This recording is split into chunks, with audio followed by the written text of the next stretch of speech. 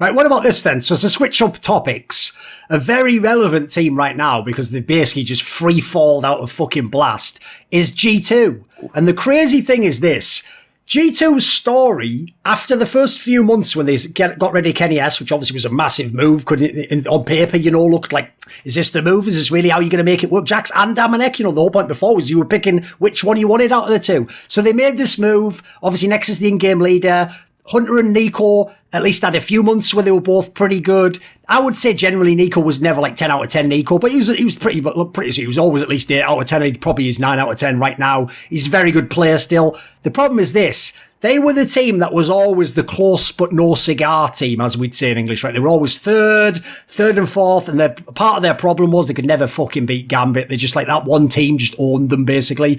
Then they went to LAN, and because a bunch of them are LAN players, they even got to the final of IM Clone, so it was like, wow, actually, you know what? Maybe they still can maybe the trophies are still in the future. Right now, forget trophies. Mate, on paper, this group was supposed to be easy for them. They were supposed to be the team that wins the group. They're not even going to be out of the group. They bombed Pro League. So actually, suddenly we're in this position where we have to have a discussion about G2, and it's not, unfortunately, the cool discussion of, like, they're on the brink and, what's the one little extra percent. I actually feel like right now, I get the vibe, because if you know the owner of G2, Carlos, a guy from League of Legends who was a pro, etc., his philosophy, by the way, is a bit in my sports philosophy. He doesn't believe in, like, personal relationships where it's like, yeah, but I like this guy, and I'm going to give him extra time. He believes if you're not winning, and you're not winning, you should be ruthless. You should be like a sports team where it's like, look, we might even have won the championship, but if I need to get a better player because everyone else upgraded, I've got to sell you, mate, and I've got to get you my value now, and I've got to bring in the big superstar. So I think there is a world, listen, the major's around the corner, where I think the time's it's taken for G2. Maniac, where are you coming down this one? Because listen, I build it before, like you can find the light in any fucking dark spot. You're going to have a hard time with this one. You're going to have a hard time with this one. I won't do it, Duncan. I'm going to be real with you. I won't do it. In fact, I had a really hard time on the desk after that disappointment, that tragedy for G2, because I think that the context of the meltdown we've witnessed at Blast is very worrying, very concerning. We're talking about a team that goes to Pro League, messes up entirely, and then we can even mention like management issues, because why the hell would you not do a bootcamp? But that's another topic. Sure. Right? You go to Pro League, you bomb out miserably, then you have a bootcamp after that, you bounce back, you rebuild some sort of momentum, you rebuild some sort of confidence, and then it is up to you to prove to everyone that Pro League was just that, a flash in the pan. That was just a blimp on the radar. That's fine. And had they destroyed everyone at Blast, I would have been on board. I would have said, okay, you know what? You had that reaction that you needed. I'm ready to give you this one horrible week you had at Pro League.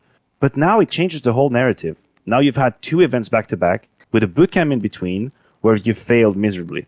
And that changes everything to me. That is why the context matters so much. I don't believe a change is going to happen before the major. I don't think so. But I am damn sure that it is somewhere in the back of their mind. Because that loss, and the way it happened at Blast was really alarming. I'm talking in control game that just slips out of their hand, where you can actually physically feel that they are worried when they are playing. And this is a sign of a team that is bleeding. And I thought that was just it. I thought the 1 week in Pro League was just that, a week that was mismanaged. It's fine, high five all around, we move on. They were good in Cologne. And now I actually don't know what to think. I don't know what to think after this display at Blast. I think that changes might be indicated if the major is not a major success for them. What do you think, Yumi? Yeah, I was definitely worried about mentality coming away from the close loss at Cologne, because they were riding that high momentum, and then they get, they lose out in the fashion that they did, 3-0. And that is against Na'Vi, who are looking very good in form. But then not being able to recoil that into Pro League, I actually would have expected that would have been that snapping moment of, hey, we still need to work on stuff. But if they're not able to get that together, it seems like Niko's getting more and more engaged as this G2 decline is coming, which I think is why I've seen a couple of threads about the idea of, is this phase V2? Is Niko then, taking over the ship, and is everything kind of thrown out of whack? But that doesn't seem to be the case, because he's finding opening kills, he's supporting players in the plays that they're making, and then he's sometimes clutching as well. Yes. So it's not as though he's commandeering the vessel. It just seems like the rest of the ship is kind of falling apart. And a key feature of that is, unfortunately, Amanek, who had a very good opening set with the AWP when he first came back into the roster. But now we're seeing those shortcomings really coming to the limelight, where, especially in crunch time moments, he's just not hitting the shots. Yeah, there's a bunch of angles on this one. Like, one thing I'll say is this. As much as I'm going to have to criticise the team now with the fact that sort of the structure looks like it's fallen apart and some of the performances don't connect, etc., I say that in the context that when they were on that streak of like every time in the semi-finals, every time 3 maps, close loss, like going head to head with the best teams in the world, I actually at the time had a lot of admiration for the team because beyond Niko, they don't have massive names in this team. You know, some of these players aren't like legendary people that you'll remember forever. Some of these people were journeymen in their careers. And I also look at the team, I look at the job Malek did. Every team he's had, he keeps problem solving. Eventually he gets to something that works. He finds ways to put someone in a position that suddenly makes sense again. So that was a team where the reason I had admiration for them, I thought they were a real team. They actually played real coherent Counter-Strike. You knew exactly where their strengths were, where their weaknesses were. True, even then they had sort of had a bit of a limited map pool, but they were good enough on the maps that they were good on, that they could get the wins. And basically they were actually one of those teams, which I love as an analyst, where you know that they'll beat all the teams below them. And yeah, they might have a hard time with the teams above them, but they're not the ones that, you know, they're 4th, but they can lose to the 11th best team, but then they can beat the 2nd. They're not all over the place. They actually had a very consistent level. The trouble is, when they did that, one of the reasons I personally thought they weren't going to get over the hump and win the titles is I always thought they lacked like just a little bit of firepower. And then just structurally, like classically, the 3 things you would want if you were making a team tomorrow to win everything is superstar rifler, you got Niko, but then you'd want a superstar awper and a superstar in-game leader.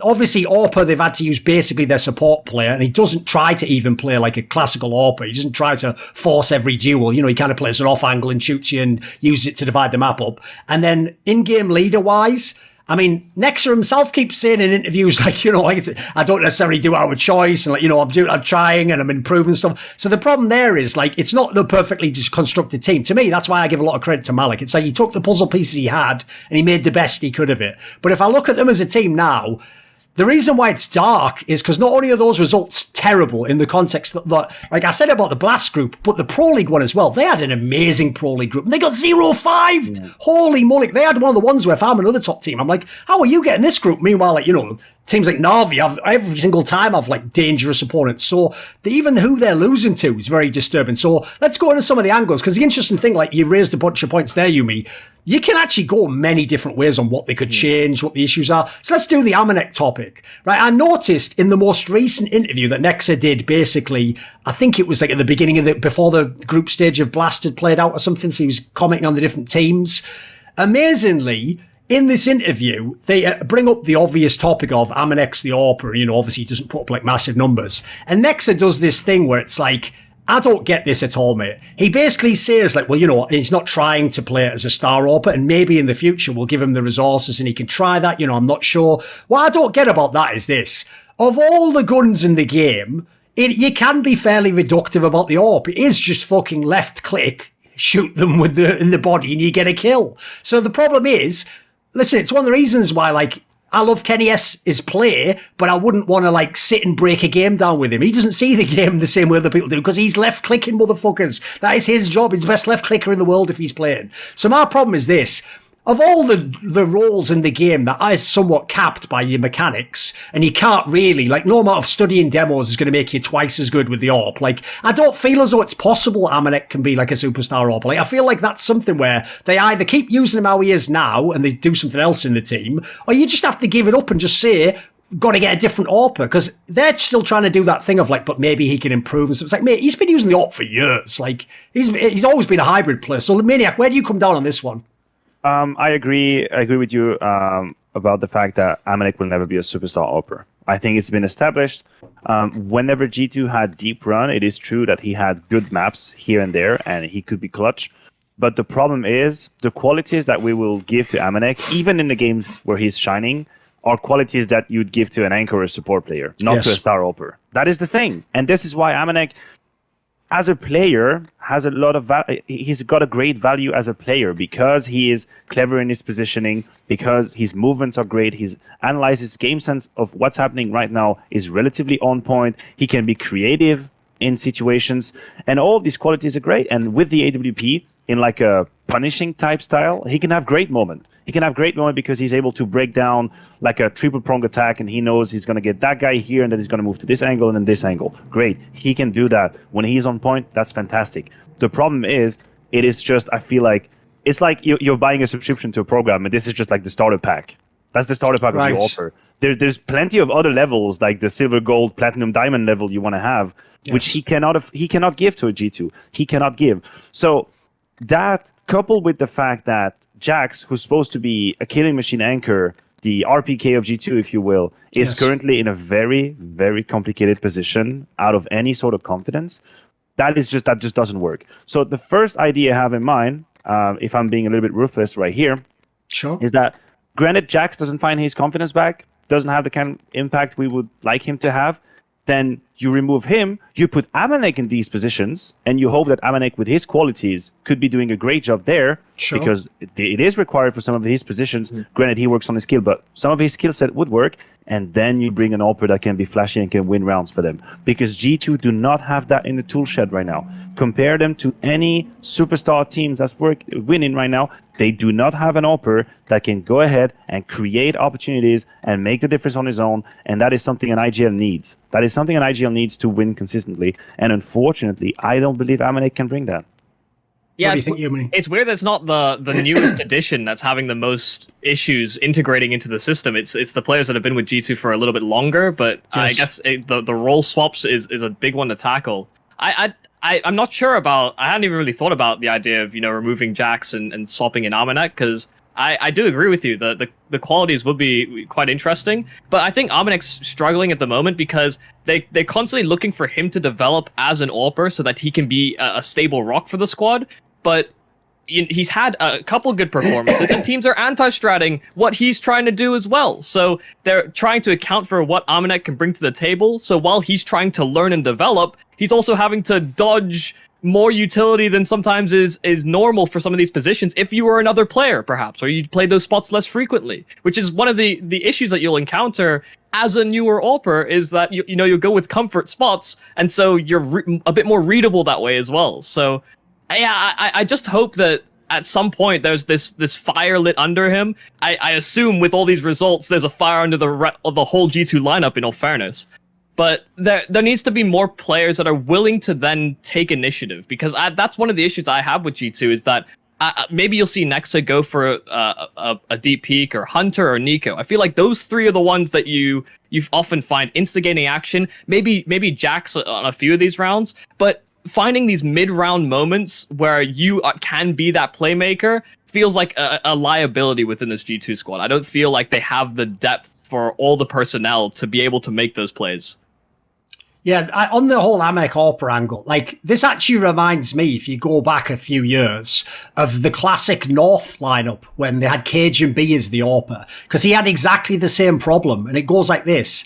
If he was on a worse team, if he was on the 14th best team in the world, he'd be totally fine. He'd actually be a pretty good player with an AWP. He'd be helping you out against lesser opponents. The problem was they were trying to be like the 5th best team, so similar kind of position to G2, right? The problem is when you're trying to be the 5th best team and you have an AWper, well, you're just playing every quarterfinal and semi-final against the best AWPers in the world, and that's the problem that Amanek runs into. Like, Amanek, unfortunately, this is the where with the AWP, he can't get this extra gear.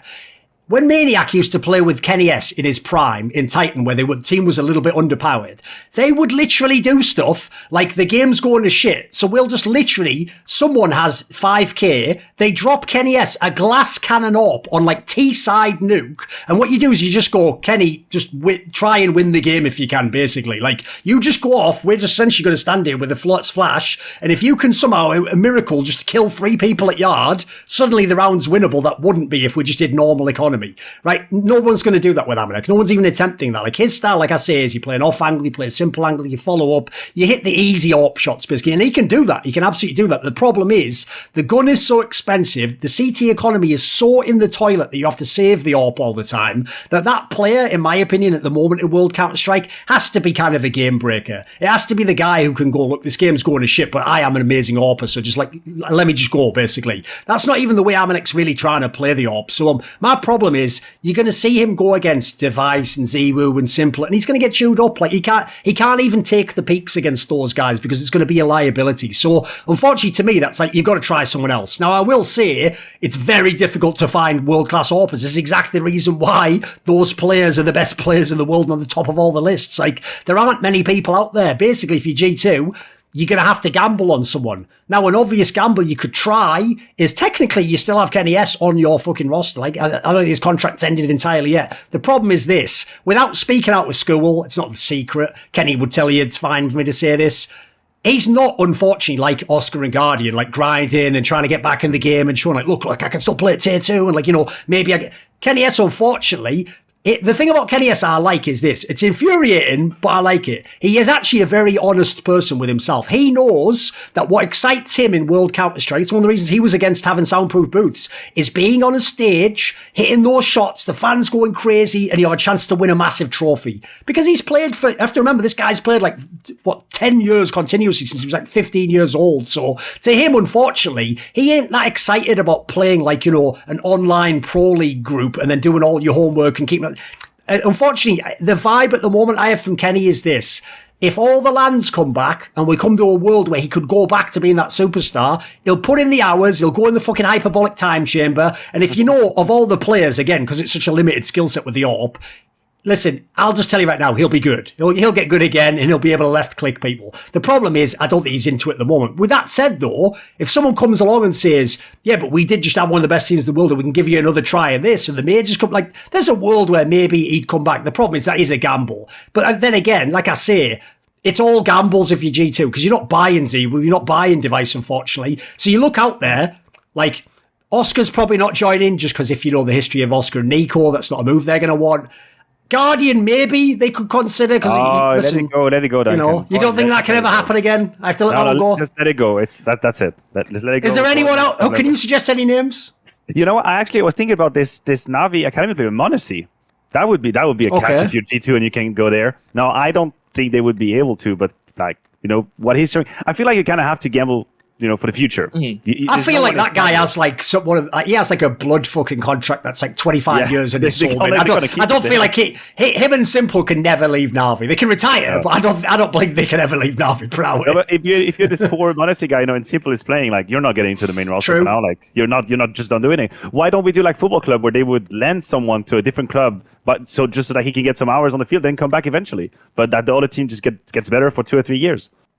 I actually have a few that are coming up in the showdown. Yeah, go on. I was casting some of the qualifiers for that. I think Try from 9Z is obviously one that has people kind of excited from Argentina. You've got even Mad Lions, where Warrior 2K has been playing really, really well. In fact, that whole Mad Lions roster was just comprised of not washed up, but never really established AWPers within their respective teams, and so it was just a calamity of that. And then you've got players like Safe and Sun Pay Us coming in as well, which I think are all very exciting AWPers. Hell, even Smooth is a free agent at the moment. And I'm not going to say that Smooth is going to be able to hang and immediately integrate into Tier 1. I will vouch for the UK man myself. But he definitely has the capacity to learn in that respect. Because I actually think he's been hard done by on all of his teams. I've gone on this rant before. He gets basically cut out of 2 teams because he speaks the wrong language. At least that's part of the quotations for it. And he actually has had a pretty good 2021, even though he was recently removed from a roster. So, yeah. I'll say this, one thing I do think is an angle on this one is, let me think, where was I going with this? Oh, the problem is this, right? This isn't a normal team where you can play Football Manager. Like for example, like I said on paper, you could try Oscar. He's actually pretty good right now. He's in good form. Again, right now, he doesn't even fucking have to go to LAN. There's probably going to be a LAN every 3 months, so wouldn't it be the end of the world? The problem is this. There is always a looming spectre over all possible moves, which is called Niko. And the problem is, does Niko like that move? Now, the issue, I think, is this. I'm not going to go into my old bag, because I actually think Niko has somewhat tamed it down in G2 and looks like he just does his job and plays well. I actually don't buy this angle, Reddit angle, that because he's fragging out, he must be stealing the resources and the fucking soul of the other. Like you said, Yumi, half the time he actually doesn't even play resource heavy. He doesn't even it's not classic Cold Zero. Sometimes he is entering, sometimes he is supporting someone with a flash while they peek out. He actually is playing team Counter-Strike, but he's just fragging out. So I've got admiration for him individually. The issue for me is this. He does seem like someone, though, where you want to keep the environment very comfortable around him. You don't want to bring in someone that he doesn't rate. If I say bring in MSL as an IGL, well, example, based on all the stories I heard in FaZe, he doesn't rate MSL. So maybe that's not the move, even though on paper I'd try it. Similarly, like I say, he probably doesn't want to play with Oscar. So that's the only trouble I see in the move. I don't personally think this Niko effect is actually applying to this team. I think that was maybe just FaZe Clan. And even then, it was a very unique set of circumstances in that team. Like, for example, some of the players that were playing bad on paper were superstar names. So you're always in a tough spot when you do that. You don't just cut the guy immediately. What if he becomes amazing the next month, So my problem with that is, I do think, though, it does limit the options of who you can recruit. Like, I don't know with Niko that you can just put anyone in the team and he's just going to be cool with it, Want to see more cool, funny, interesting clips based on topics from my content? Well, subscribe to this channel then, or, be a pleb and don't.